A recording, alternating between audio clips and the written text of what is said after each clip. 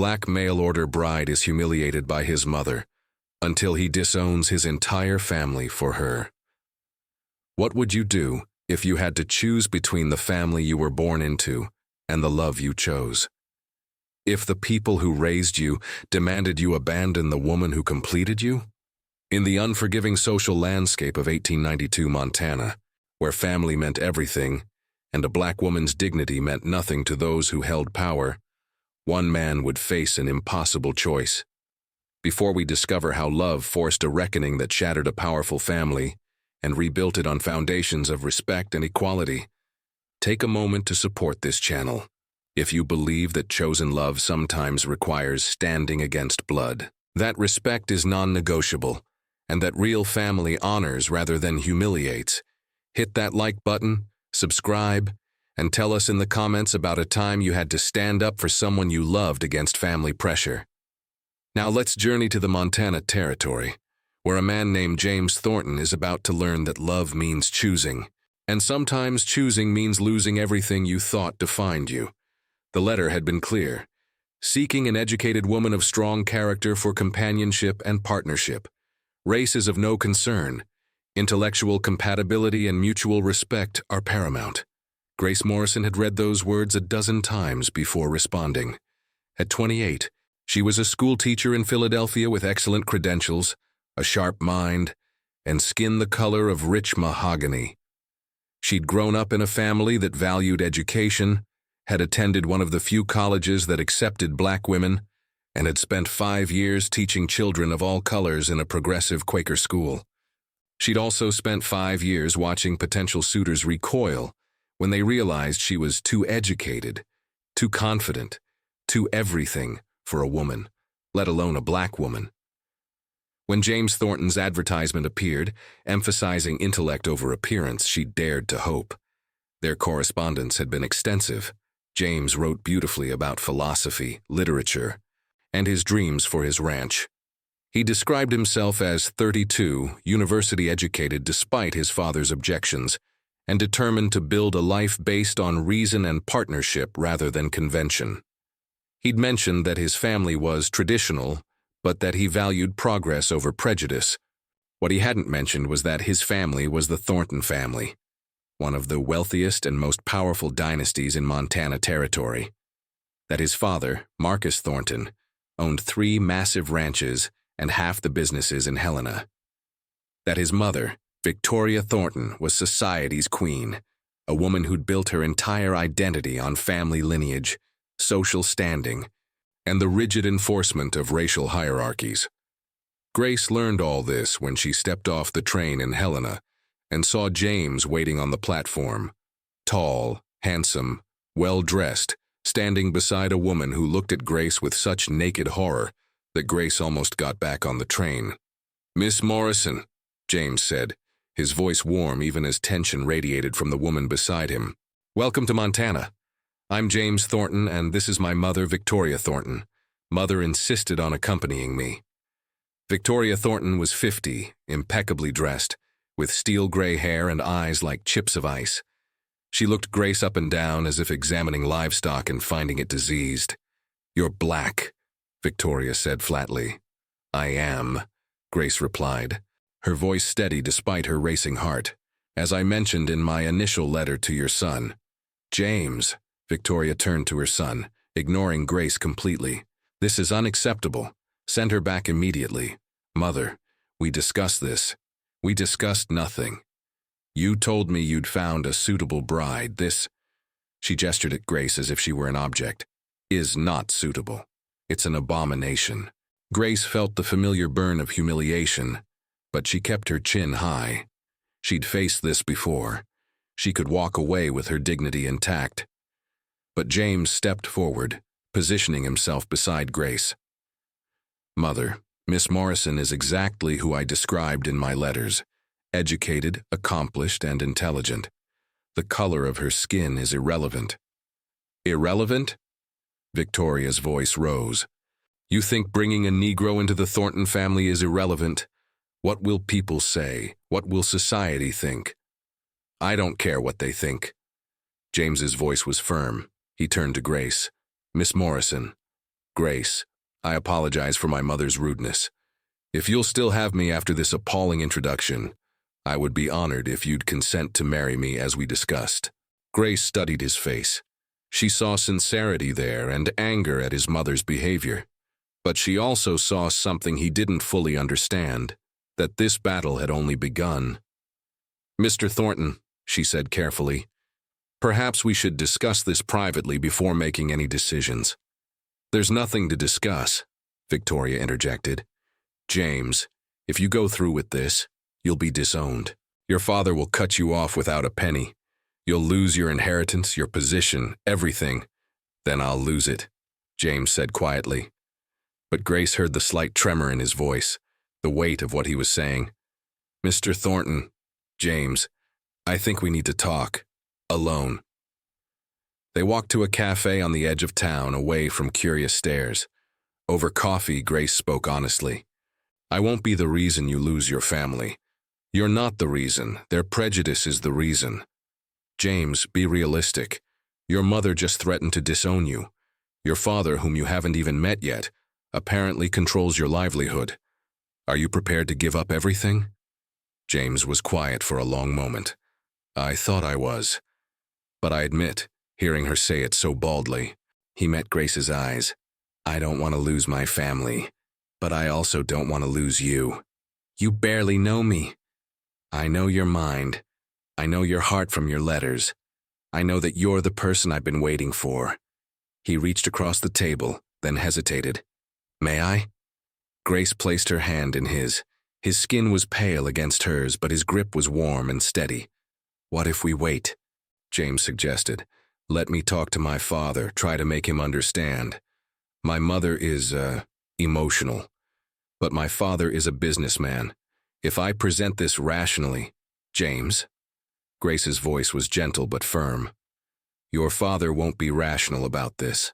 No amount of logic will make him accept a black daughter-in-law. If you're going to choose me, you need to understand what you're choosing. Then help me understand. Grace took a breath. Choosing me means being treated differently everywhere we go. It means watching people refuse to serve us, hearing whispers and slurs. It means our children, if we have them, will be called terrible names and denied opportunities. It means your mother looking at me the way she did today for the rest of our lives, or until you can't take it anymore and resent me for it. I would never. You say that now. But love requires more than pretty words, James. It requires standing firm when family pressure never stops, when society makes you pay for your choice every single day, when you watch me be humiliated and there's nothing you can do about it. Grace squeezed his hand. I won't trap you in that.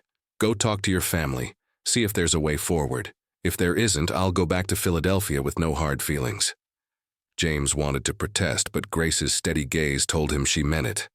1 week, he said finally. Give me 1 week to try. Grace spent that week in a modest boarding house reading and exploring Helena. James visited daily, bringing updates that grew increasingly grim. His father had been even worse than his mother, calling Grace horrific names, threatening immediate disinheritance, demanding James come to his senses. James had 2 younger sisters, Emily and Margaret, whom he'd hoped might be more open-minded.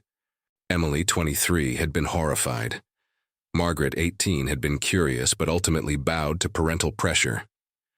They're offering me an ultimatum, James told Grace on the 6th day. Abandon you and marry Charlotte Whitmore, a suitable white woman they've already chosen, or be disowned. Cut off completely. They'll remove my name from the family business, take back the ranch I manage, everything. And what will you do? Grace asked, though her heart was breaking. James looked at her for a long moment. I don't know. I thought I did. I thought love was enough. But Grace, I've been a Thornton my entire life. The ranch I manage was my grandfather's. The life I've built is all tied to my family's resources. Without them, I'd be starting from nothing. Then start from nothing, Grace said quietly. Or don't. But James, don't choose me out of pride or principle. Choose me because you can't imagine a life without me, or let me go because you can't imagine a life without them. That night, James didn't sleep. He walked the property he managed, 500 acres of prime Montana land that had been in his family for 3 generations. He thought about his grandfather, who'd taught him to ride, his father who'd sent him to university, his mother who'd raised him with certain expectations. He also thought about Grace, about her letters that had made him laugh, about her sharp mind that challenged his assumptions, about the way she held her head high even when his mother had tried to crush her spirit, about the future he'd imagined, conversations by the fire, building something meaningful together, children who'd inherit both intelligence and courage. The next morning, James appeared at Grace's boarding house with a packed trunk and a determined expression. "I choose you," he said simply. "My family has given me until noon to decide. I'm deciding now. I choose you, Grace Morrison, if you'll still have me." Grace's eyes filled with tears. "Are you sure?" "I've never been more sure of anything. They want me to abandon you to keep their approval. But Grace, any family that would ask me to give up someone I love because of her skin color isn't a family worth keeping. I'll miss them. It'll hurt. But I'd rather build a life with you from nothing than maintain a life built on prejudice. You'll resent me." "Never." James took her hands. "If I resent anyone, it'll be them for forcing this choice. But Grace, you were right. Love isn't just pretty words, it's choosing. And I'm choosing you." They married that afternoon in a simple ceremony with the boarding house owner and her husband as witnesses. Grace wore a blue dress she'd brought from Philadelphia. James wore his best suit. The minister who agreed to perform the ceremony was an old abolitionist who'd been running an underground railroad station during the war. "You're choosing a hard road," the minister said as he pronounced them married, "but a worthy one. Go with God." They took the afternoon train out of Helena, James having purchased tickets to Billings with the last of his personal savings. As the train pulled away, James saw his mother standing on the platform, having somehow learned of their plans. Her face was a mask of fury and betrayal. James turned away from the window and took Grace's hand. "No looking back," he said. "No looking back," Grace agreed. Billings was smaller than Helena, less dominated by any one family. James found work as a ranch foreman, using his education and experience to secure a position despite lacking family connections. The pay was modest, but it was honest work. They rented a small house on the edge of town, nothing like the ranch James had managed, but it was theirs. Grace found work teaching at a small school that served children of all colors. Her credentials and obvious skill overcoming the school board's initial hesitation about employing a black woman. The first months were hard. James had grown up with comfort and resources. Now he worked 12-hour days for wages that barely covered expenses. Grace, who'd dreamed of a partnership of equals, found herself managing a household on a shoestring budget while teaching full-time. But there were joys, too. Evening conversations where they challenged each other's thinking. Quiet moments of intimacy where color didn't matter, only connection. The slow building of trust and genuine partnership. Then, 6 months after they'd left Helena, Emily appeared. James answered the door one evening to find his younger sister standing on their porch, looking nervous and defiant. "Emily." James couldn't hide his shock. "What are you doing here? I came to see you, to meet Grace properly." Emily's voice was steady despite her obvious nerves. "May I come in?" Inside, Grace served tea with gracious hospitality despite her wariness. Emily looked around their modest home, then at Grace. "I owe you an apology," Emily said. "When James first told us about you, I reacted badly. I let Mother's prejudices become my own without thinking for myself." "What changed?" Grace asked carefully, watching what happened to James. Mother expected him to come crawling back. When he didn't, when months passed and he built a life here, I started thinking. Emily turned to her brother. "I missed you, and I realized I'd let Mother's hatred cost me my brother. So I asked myself, what would I do if I loved someone Mother didn't approve of? Would I want James to stand by me or abandon me?" "Mother knows you're here?" James asked. "No. I told her I was visiting a friend in Butte. I have to go back tomorrow, but I wanted to meet Grace, to tell you both that I'm sorry and that I'd like to know you, if you'll let me." It was Grace who spoke. "Emily, that's very brave. But you need to understand something. Coming to visit once is different from standing with us against your family's pressure. I appreciate the apology, but I won't let James hope for reconciliation only to have his heart broken again." Emily nodded. "I understand I can't promise anything about mother or father, but I can promise that I'll never treat you the way mother did, and that I'm proud of my brother for choosing love over prejudice." The visit was brief but meaningful. Emily returned to Helena, and life in Billings continued, but Emily's visit had planted a seed. 2 months later, Margaret appeared, younger, more uncertain, but with the same message. She'd been wrong. She wanted to know her brother and his wife. James was cautiously hopeful. Grace remained wary, but they welcomed Margaret, who stayed for 3 days and went back to Helena with a changed perspective on her brother's choice. Then, a year after their wedding, James received a letter. It was from his father, written in Marcus Thornton's characteristic bold script. "James, your mother has taken ill, pneumonia. The doctor says she may not survive. She's asking for you. I'm asking for you. Come home. Father." James's hands shook as he read it. Grace, reading over his shoulder, felt her stomach drop. "You have to go," she said quietly. "I'm not leaving you. James, she's your mother. She's dying. You'll regret it forever if you don't go. Will you come with me?" Grace hesitated. Returning to Helena, to the Thornton mansion, to face the woman who'd called her an abomination, the idea filled her with dread. But she saw the pain in James's eyes. "If you want me there, I'll come." The Thornton mansion was exactly as Grace had imagined, imposing, elegant, a monument to wealth and power. A servant answered the door and seemed startled to see James, then shocked to see Grace beside him. "I'll inform Mr. Thornton," the servant said, recovering his composure. Marcus Thornton appeared moments later. He was an older version of James, tall, commanding, with steel-gray hair and sharp eyes. Those eyes flicked to Grace with barely concealed disdain.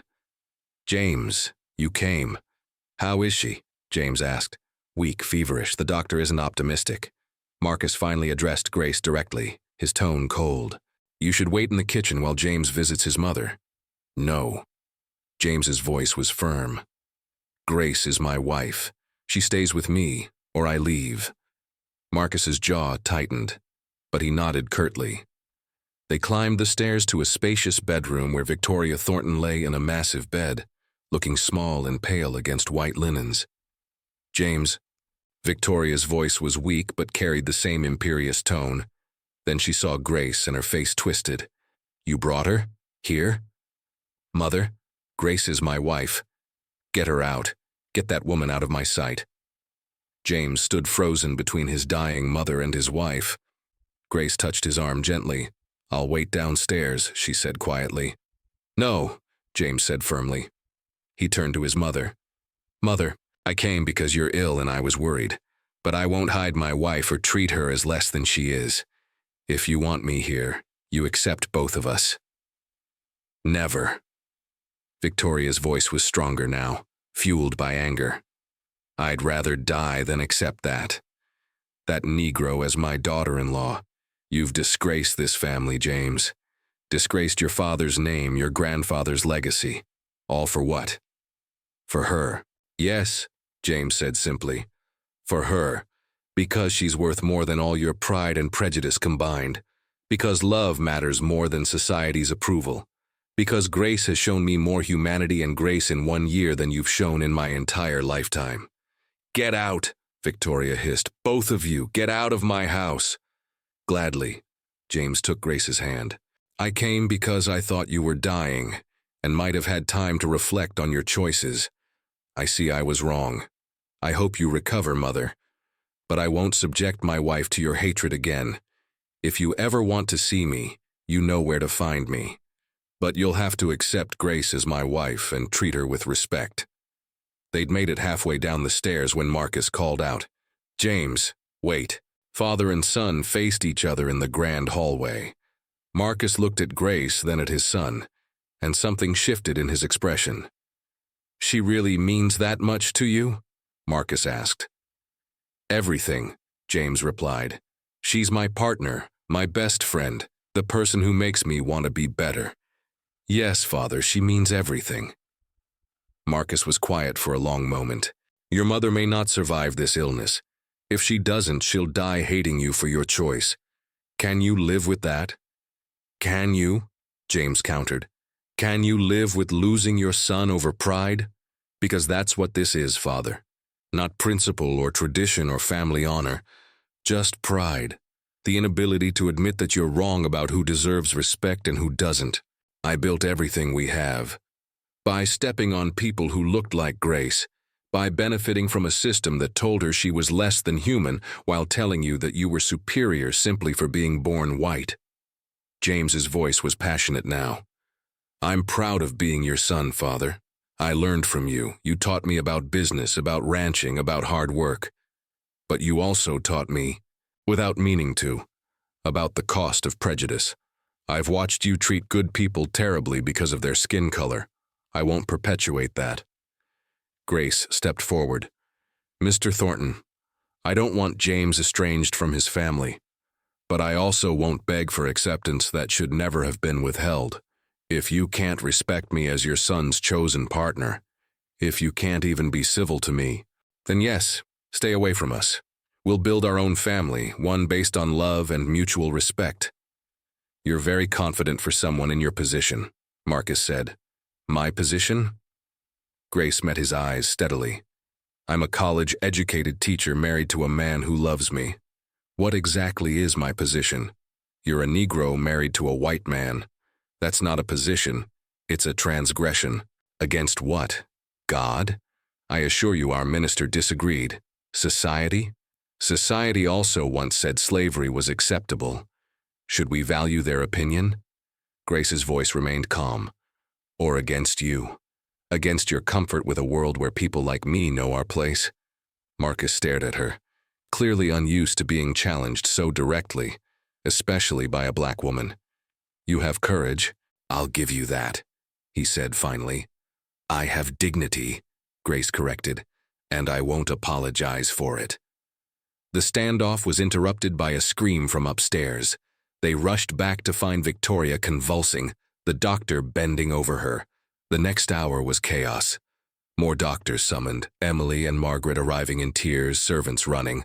Grace stood in the corner, trying to be invisible, watching James torn between his mother's bedside and his wife's isolation. Finally, she approached the doctor during a quiet moment. "I have some medical training," she said quietly. "I assisted a physician during a cholera outbreak. Is there anything I can do?" The doctor looked surprised, then thoughtful. "Can you prepare a feverfew tincture?" "Yes, if you have the supplies." For the next 8 hours, Grace worked quietly alongside the doctor and nurses, preparing remedies, monitoring Victoria's fever, offering suggestions based on her limited medical knowledge. She didn't do it for Victoria, who'd been cruel. She did it because James needed his mother to live, and because saving lives was more important than pride. As dawn broke, Victoria's fever finally broke. She would survive. James found Grace in the kitchen, exhausted and drinking tea. "The doctor said you were extraordinary, that your interventions likely saved her. The doctor saved her. I just helped. Grace, you saved my mother's life after how she treated you." "I didn't do it for her, I did it for you." Grace looked at him steadily. "But James, this doesn't change anything. Your mother will wake up and she'll still hate me. Your father still thinks I'm a transgression. We should go home to Billings." "No."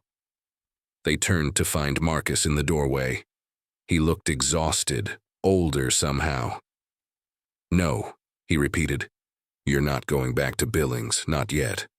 He sat heavily in a chair. "Grace, you saved my wife's life, after she called you unspeakable names. After we tried to force James to abandon you, you spent the night saving her. Why? Because she matters to James," Grace said simply. "And he matters to me." Marcus was quiet for a long moment. I've been thinking about what you both said, about pride and prejudice, about treating good people terribly. He looked up, meeting Grace's eyes directly. I don't know if I can change. I'm 62 years old and I've believed certain things my whole life. But I'm watching my son, and I see that he's happier with you than I've ever seen him. I see how you stood strong when my wife tried to break you. I see how you saved her life when you had every reason to let her die. I would never, I know, that's what I'm trying to say. Marcus stood.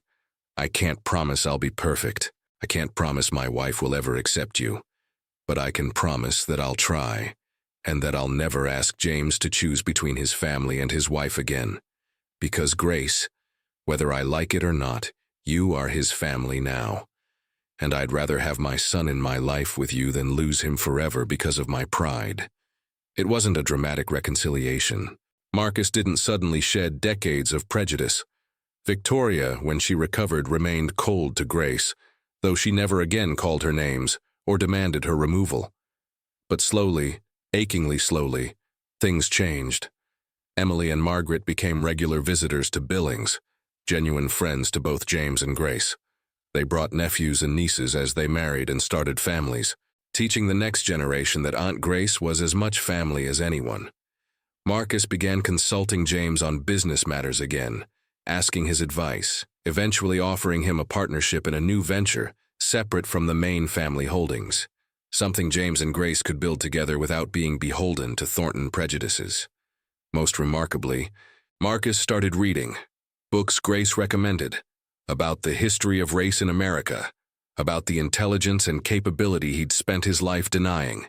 He would never become an advocate, but he stopped being an active opponent. 3 years after Grace saved Victoria's life, Emily married a man who worked with Chinese immigrants. Victoria objected strenuously. Marcus, however, stood firm. Emily, he said, if the man makes you happy and treats you well, that's what matters. I learned that lesson from your brother. Emily hugged Grace at the wedding. You changed our family, she whispered. You made us better. But the change hadn't come from Grace alone. It had come from James choosing love over family approval, from Grace refusing to accept less than respect, from Marcus learning that being wrong wasn't the end of the world. Refusing to change was. 5 years after their wedding, James and Grace stood on the porch of their own ranch, modest compared to the Thornton empire, but theirs, built with their own work and a small inheritance Marcus had insisted on providing. Their daughter, Hope, played in the yard, beautiful and bright, with her father's eyes and her mother's smile. A son was on the way. Victoria had visited once, staying only an hour, barely speaking to Grace. But she'd held Hope and said grudgingly, she has the Thornton eyes. It was progress. Do you regret it? Grace asked James, watching the sunset paint the Montana sky. Giving up what you did? James pulled her close. I didn't give up anything that mattered. I walked away from prejudice and pride. What I gained, you, our life, our children, a family that's learning to be better, that's everything. Your mother may never fully accept me. Probably not. But Grace, I don't need her acceptance anymore. I have yours. I have our daughter's love. I have the respect of people who matter, people who judge by character, not color. Grace leaned against him. Your father's trying. He is. And that means more than perfection ever could. He's unlearning things he was taught from birth. That takes courage. So did choosing me, Grace pointed out. Best choice I ever made. James kissed the top of her head. You know what the irony is. Mother said I was disgracing the family. But Grace, you've made the Thornton family better. Emily standing up for her choice. Margaret questioning assumptions she was taught. Even Father reading and learning. We're not perfect, but we're better than we were. Because you refuse to accept their prejudice as unchangeable, Grace said. You set a standard. You said, this is unacceptable. And I won't participate. That gave the others permission to question too. We set a standard, James corrected. You, standing there with your dignity intact while Mother tried to destroy you. You, saving her life after how she treated you. You, refusing to settle for tolerance when you deserved respect. That's what changed things, Grace. your strength. As darkness fell and they went inside to put hope to bed, Grace reflected on their journey. She'd faced humiliation, rejection, and hatred. She'd watched the man she loved be forced to choose between her and everything he'd known. But they'd survived. More than survived, they'd built something beautiful.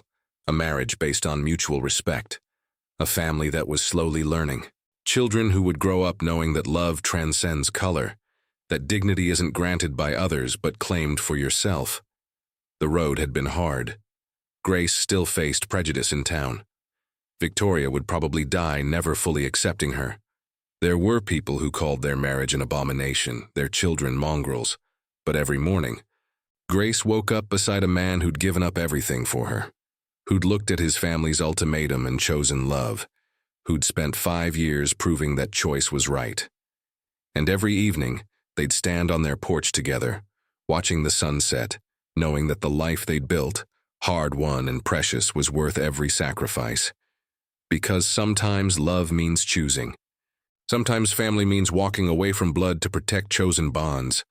And sometimes the greatest gift you can give someone is to stand firm when the world demands you bend. James Thornton had given Grace that gift. And in doing so, he'd changed not just their lives, but the trajectory of an entire family learning, slowly and imperfectly, that love and respect matter more than pride. If this story of choosing love over prejudice and standing firm against family pressure touched your heart, please show your support by liking this video and subscribing to our channel. Tell us in the comments about a time you or someone you know had to stand up for love against family opposition. Check out our playlist for more stories of courage, dignity, and love that refuses to be diminished. Your support helps us share these powerful tales of people who chose right over easy. Thank you for watching, and remember, real family respects the people you love. Real love means standing firm even when standing costs everything. And real change begins when one person says no more and refuses to bend.